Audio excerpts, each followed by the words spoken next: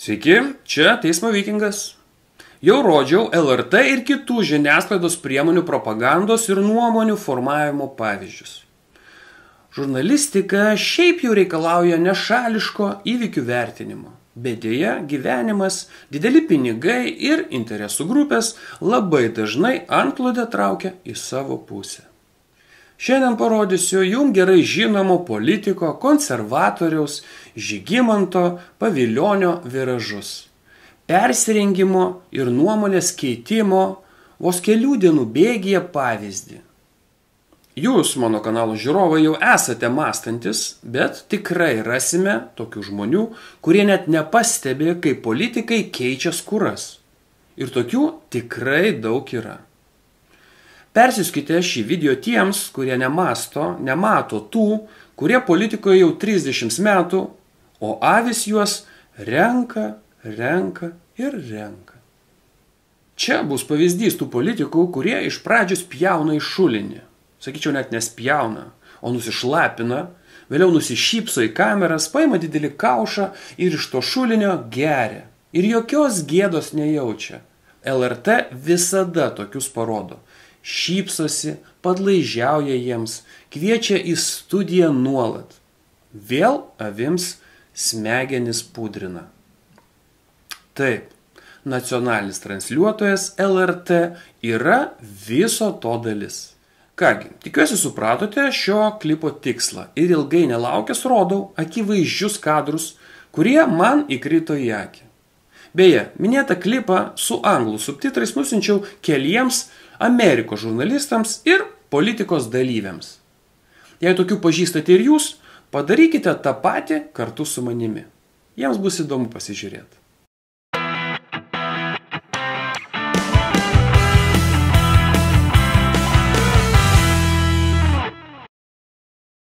Du, 3 metus dirbau su to pačiu Bidenu ir Hillary Clinton, kad įtikinti, kad demokratija yra svarbi. Dabar jie tai žino. Ir todėl tas poreikis susivienyti ir šalyje, ir suvienyti visus sąjungininkus vardan laisvės ir demokratijos visur, taip pat ir Baltarusijoje, Ukrainoje, Sakartvele. Jūs gal nematėt, bet tikrai vakar Blinkenas įrodinėjo senatoriams, kad reikia, kad NATO toliau plėstųsi, taip pat ir į Sakartvelą. Ir kai jam buvo užduotas klausimas, tai ar tai nesukels dar vieno karo su Rusija, jis pasakė, ne, mielieji, mano patirtis yra kitokia, kaip tik tos šalis, kurios yra NATO narės, ten agresija sustoja, jas mes išsaugome. Tai tikrai turėsime daug darbų su Bideno administracija, pasinaudojant tą dramą, kuri vyko, padaryti gerus dalykus tiek ne tik Amerikoje, bet ir visam pasaulyje. Joe Bideną neteko jums asmeniškai bendrauti? Su Bidenu be abejonės teko ir teko beveik melstis kartu Šiluvos koplyčioje Vašingtone. Šilti prisiminimai?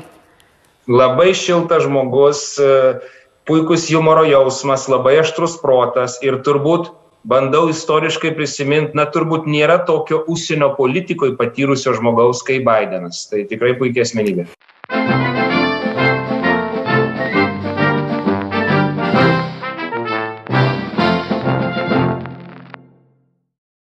Jėga, kuri galų gale atsirado Amerikoje, nes Bidenas jos nerodė. Bidenas rodė baimę rodyti jėgą, Bidenas rodė baimę nugalėti, o nieks nebejojo, kad Trumpas ją gali parodyti.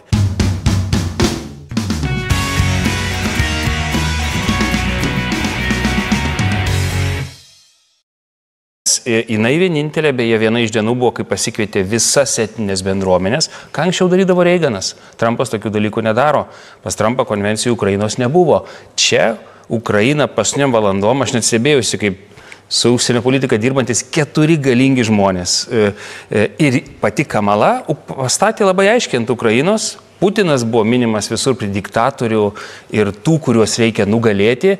Tai jeigu taip vertinti tik žodžius ir lyginti Respublikonų konvenciją, kur Takeris, išdavikas, Putino trimitas pirmą dieną faktiškai švietė ir paskutinės dieną, kur Ukraina buvo neproporcingai didelė, tai, manau, daug klausimų tiems, kurie gyvena Čikagoje ir kurie praeituose rinkimuose balsavo už Trumpą, Kamala atsakymus davė. Tačiau atėjo Bidenas ir atėjo dabartinė valdžia, ateina, tai pasikeitė. Demokratai staiga faktiškai tapo klasikiniai respublikonai. Ir anksčiau buvę respublikonai, kuriuos mes dievinom McCainas, na pas juos, kai paskutinį kartą buvau vasarį Vašingtone, kas trečias žmogus kalbėjo kaip Putinas ir Lavrovas. Dauguma jų nebalsavo už paramą Ukrainai. Mums pavyko sudėlioti tos balsus, bet 8 mėnesius dirbom. Tai mes tikrai dirbam su abiem partijom, kad tas Ribbentropas vienu ar kitų veidų ten neatsirastų.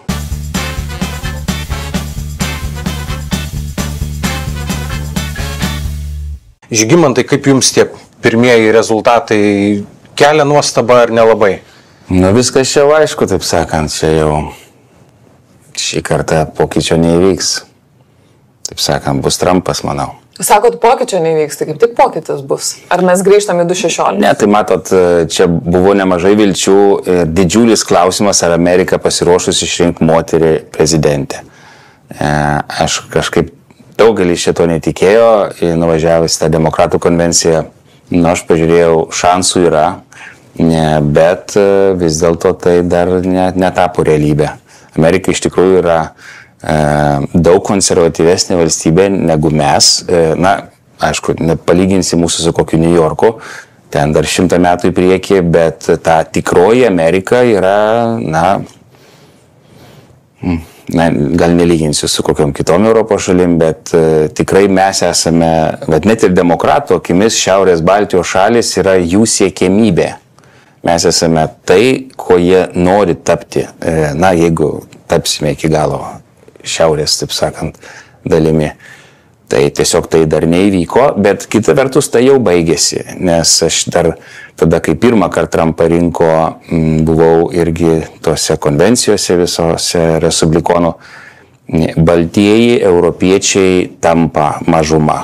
Tai yra jų paskutiniai pasispardymai, Kamala tikrai buvo ateitis.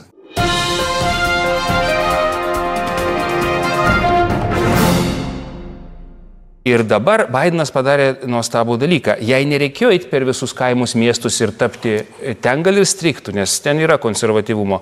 Bidenas viską paėmė ir jai uždėjo karūną paskutiniu momentu. Ir dabar entuzijazmas, man sunku apsakyti. Aš faktiškai turėjau apsimesti Secret Service agentų, kad prieiti ir matyti Kamalos veidą. Nebuvo kur pėdos pastatyti. Žmonės... Tai apmulkinot tikrai Secret Service? Po to jau mane, taip sakant, iššifravo, kai Kamala išėjo, bet nebuvo kur statyti kojos. Žmonės užiminėjo vietas nuo 10 valandų ryto, kai visą šou prasidėjo 5-6 vakare. Ir aš stebėjau jaunimą, aš stebėjau moteris. Na, čia yra moterų revanšas, nekalbant apie abortus, kur daug kur uždrausta jau daryti valstijose, bet tai yra ir jaunimas. Jaunimas kartais, kai aš galvodavau, jie nugrius nuo tų tribūnų, jie šokinėdavo ten po metrą į viršų. Ir tai galų gale yra Amerika. Jinai yra įvairi, jinai spalvota, jinai žiauriai gerbia skirtumus, jinai tolerantiška. Tokia yra Kamala. Trumpas bando radikalizuoti baltus neįsilavinus evangelikų vyrus. Tokių yra mažuma. Tai nebent labai radikalizuosi, bet tas labai radikalizavimas kartais baigėsi ir kongreso šturmais. Tai tas niekam nepatiko. Dabar aš pajutau centrą. Faktiškai Kamala bandė parodyti, kad jinai yra centre. Vidurinė klasė, visi tradiciniai amerikietiški šūkiai, patriotizmas, laisvė. Tai buvo respublikonų šūkiai.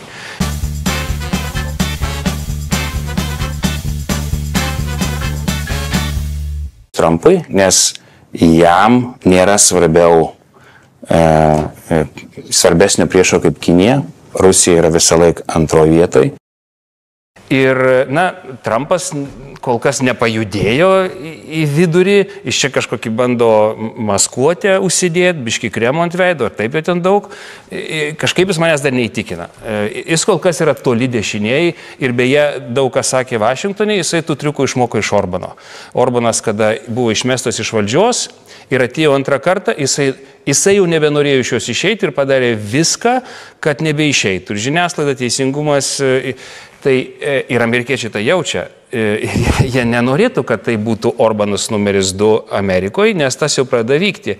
Tai kol kas Trumpas nepasako, kaip jis nebus Orbanu, nes jisai oficialiai sako, Orbanas jo draugelis. Orbanas pasivažiuoja, jie derina veiksmus. Ir tai mums gali kainuoti daug.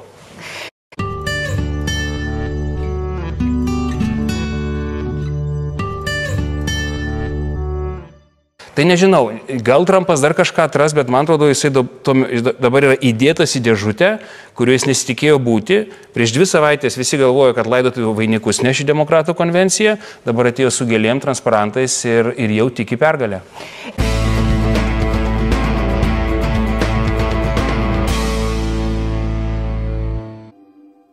Sveiki, čia dienos temo, laidos svečiai šį vakarą Giedrimas Jeglinskas, Seimo nacionalinio saugumo ir gynybos komiteto pirmininkas bei buvęs NATO vadovo pavaduotojas. Labas vakaras. Labas vakaras. Žygimantas Pavilionis šalia Seimo užsienio reikalų komiteto vicepirmininkas ir buvęs ambasadorius Jungtinėse valstijose. Labas vakaras. O kad mes galime reaguoti griežtai, kad mes esame didžiausia karinė jėga, kuri dar didesnė taps Trumpo metu, tai aš visiškai sutinku, tai mums tik į naudą. Mes esame labai geroj pusėje su Jungtinėmis valstijomis ir aš manau, tą turime tęsti. Čia yra signalas vis tiek ir kairiesiems, kurių šiaip nemėgsta. Oi, kaip jis nemėgsta kairiųjų. Matot, nes kur kairiųjų problemos? Jie vieną šneka, kitą daro. Sako 3-4%. Tuo tarpu cementuoja visus keliukus, bando būti visiems geri dėl pensijų. Na visiems nori būti geri. Taip norėjo ir vokiečiai būti geri, ir kanadiečiai, nefinansuodami savo gynybos, kur išleido visus pinigus. Į kokią mes po šių Trumpo pareiškimų, kokią Jungtinių valstijų užsienio politiką mes matysim, ponia Pavilionė? Kuri mėgsta nugalėti ir mums dabar reikia tapti šios pergalės vienu iš svarbiausių dėmenių, nes Ukrainos pergalė yra ir Trumpo pergalė visam pasaulyje, nes tai yra ir pergalė prieš Kiniją.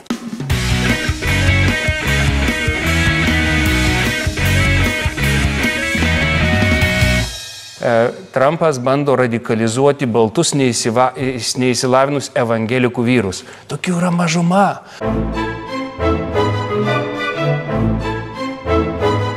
Čia nėra jokios dramos, tai yra tiesiog demokratija, tai yra normalu ir mes dirbsim su bet kokiu prezidentu ir tikrai tą padarysim, tik dabar mes praradom tam tikrą laiką. Reikia atsiminti, kad didžiulė dauguma mūsų pačių bendruomenės yra už Trumpą. Kurie yra 700 000 Amerikos piliečių, jie yra tiesiog lietuviai, kaip ir dauguma vidurio Europos, yra už respublikonus.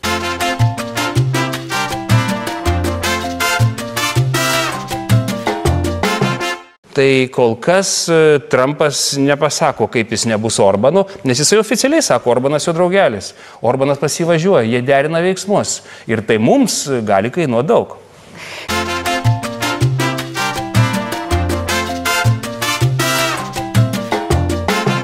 Aš manau, viskas bus gerai su Trumpu, ta prasme, kad keli dalykai mums yra labai svarbus, ką išneka. Jis išneka Reigano terminais apie Amerikos lyderystę, kurį reikia statyti pasaulyje, apie Make America Great Again, čia yra Reigano šūkis šiaip, bet dabar turim išnaudoti tą situaciją ir pradėti dirbti labai rimtai su Trumpu.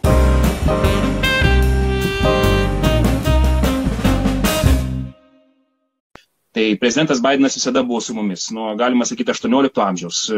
Pensilvanijoje, kuomet lietuviai ir airiai susitiko tose pačiose anglies kasyklose ir meldėsi tose pačiose bažnyčiose. Na, o aš pabaigai labai dėkoju už paramą savo rėmėjams, kviečiu ir jūs prisijungti prie paramos, dėkoju, kad pasidalinate klipais, prenumeruojate kanalą, ačiū ir iki.